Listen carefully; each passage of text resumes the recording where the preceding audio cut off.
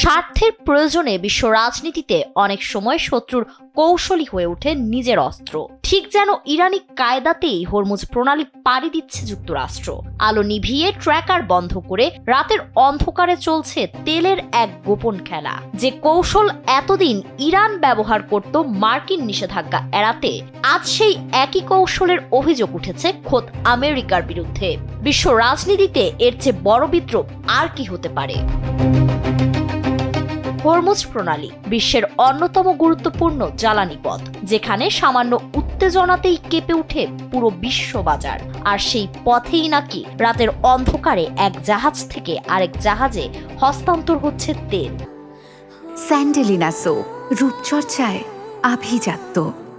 সঙ্গে আছে drone, helicopter আর বিশেষ নিরাপত্তা ব্যবস্থা। রয়টার্সের অনুসন্ধানে উঠে এসেছে এমনই চাঞ্চল্যকর তথ্য।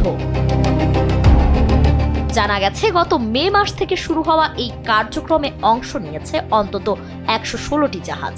সংযুক্ত আরব আমিরাতের ফুজাইরা উপকূল এবং ওমানের সোহার বন্দর সংলগ্ন এলাকা, এই দুই স্থানকে ঘিরেই চলছে পুরো কার্যক্রম। ১১ জন প্রত্যক্ষদর্শী আর স্যাটেলাইট চিত্র বিশ্লেষণ করে পাওয়া গেছে আরো চমকপ্রদ তথ্য। গত ১১ জুন এই কার্যক্রম পৌঁছায় সর্বোচ্চ পর্যায়ে। ওমান উপসাগরে ১-২টি নয় ১৭ জোড়া জাহাজকে পাশাপাশি অবস্থান করে তেল হস্তান্তর করতে দেখা যায়।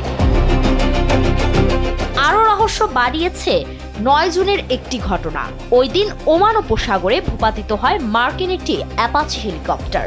এরপর দ্রুত শুরু হয় উদ্ধার অভিযান, বাড়ানো হয় ওই এলাকার সামরিক তৎপরতাও। কিন্তু স্যাটেলাইট চিত্র বিশ্লেষণে দেখা যায়, হেলিকপ্টারটি যেখানে বিধ্বস্ত হয়েছিল তার অদূরেই অবস্থান করছিল একাধিক তেলবাহী ট্যাঙ্কার। ঘটনাটি কি নিছকই কাকতালীয়, নাকি এর পেছনে রয়েছে অন্য কোনো ষড়যন্ত্র? সেই প্রশ্নের উত্তর এখনো জানা যায়নি। তবে প্রশ্ন উঠেছে যে শিপ টু শিপ কৌশলের জন্য একসময় তেহরানকে কাঠগড়ায় দাঁড় করানো হয়েছিল, আজ সেই একই কৌশলের সঙ্গে কেন জড়িয়ে যাচ্ছে আমেরিকার নাম? ম্যারিটাইম বিশেষজ্ঞরা বলছেন, ট্র্যাকার বন্ধ রেখে আর আলো নিভিয়ে এভাবে জাহাজ পরিচালনা করা ভয়ঙ্কর ঝুঁকিপূর্ণ। যে কোনো মুহূর্তে ঘটতে পারে বড় দুর্ঘটনা, তৈরি হতে পারে পরিবেশ বিপর্যয়ও।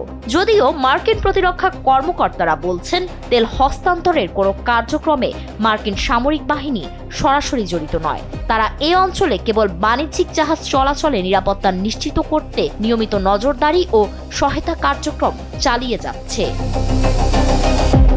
ফারিন রহমান প্রীতি, কালবেলা।